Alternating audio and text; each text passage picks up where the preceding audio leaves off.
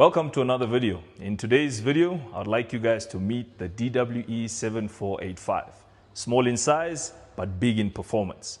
Featuring a 1800 watt motor, a 210mm blade, and a rack and pinion fence system for precision cuts.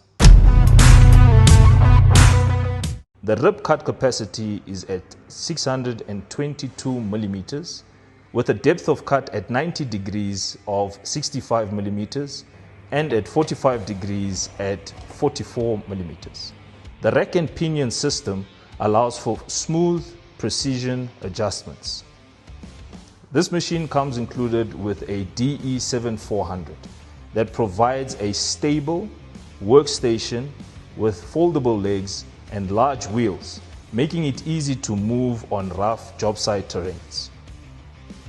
So this is how simple and convenient it is to pack up the machine to get ready for the job site. Awesome, very convenient. Thanks, Matthew.